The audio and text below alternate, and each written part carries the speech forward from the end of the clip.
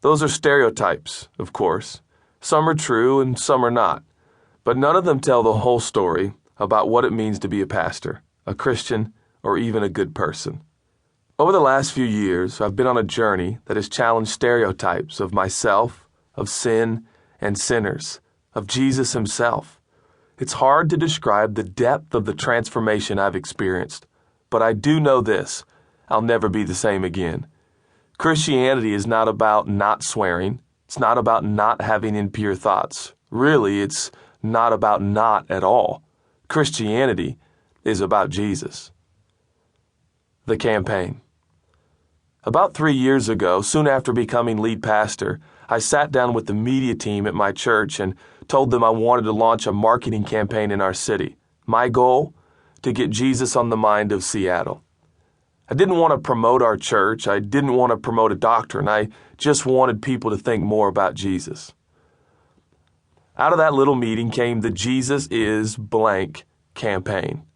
Our marketing consisted of billboards, bus signs, Facebook ads, bumper magnets, not stickers, people love their cars, and a website, jesus-is.org, where people could fill in the blank themselves.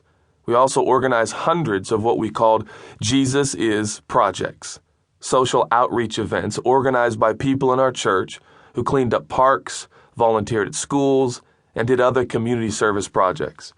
The premise of the campaign was simply to get people thinking about Jesus.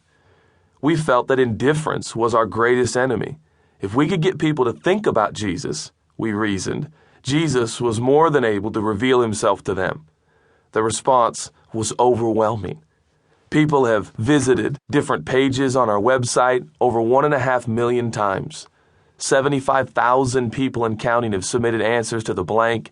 The campaign has been mentioned on atheist websites, porn websites, and church websites. Hackers have targeted it multiple times.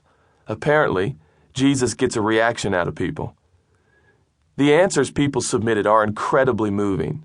Perusing the website provides a fascinating commentary on our culture's concept of Jesus. Many submissions, of course, are pro-Jesus. Others are simply funny. Some are bizarre. Many are blatantly anti-Jesus. They are blasphemous, hateful, and even perverse. Within months of launching the campaign, we realized something. Jesus was more than a clever campaign or a marketing mantra. It was the mission of our church. A giant chalkboard in our church lobby now reads, "Our mission? To show you who Jesus is." Underneath, hundreds of handwritten definitions appear each week as people in our church celebrate who Jesus is to them. I can't think of a better mission in life. I'll probably write more books, but I doubt I will ever write one as important as this. At the same time, this book barely scratches the surface of who Jesus is. Discovering the depths of his love has become my obsession, my passion, and my delight. The Bible. I'm a Bible person. I don't believe my brain has been functioning long enough to figure out the meaning of life. But the Bible is an amazing, divine, supernatural book that shows us the plan of God. It gives us proper perspective in life. I believe that God used humans to write it, but he guided what they wrote, and everything in it is accurate. It doesn't bother me if you don't believe that, so I hope it doesn't bother you that I do believe it. Actually, I think this book makes sense even if you don't believe it, so it would be great if you approached it with an open mind.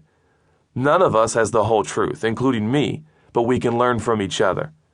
The Bible is meant to be down to earth. It was written for real people facing real issues. So when I preach and write, I often retell Bible narratives in my own words. It's not a new translation. It's a paraphrase, usually with a good dose of humor thrown in. Sometimes I crack myself up, but laughter is biblical, so I feel almost holy laughing at my own jokes. My sticky note brain. You'll discover this soon enough, so I might as well spell it out. I'm not a very linear person. That will delight some of you and frustrate others. I have the attention span of a 5-year-old, which is actually fine by me because 5-year-olds enjoy life a heck of a lot more than most adults. Some of you have brains filled with filing cabinets all lined up in neat rows. Everything is indexed and alphabetized. You quantify and qualify and calculate your lives, and that's awesome. God bless you.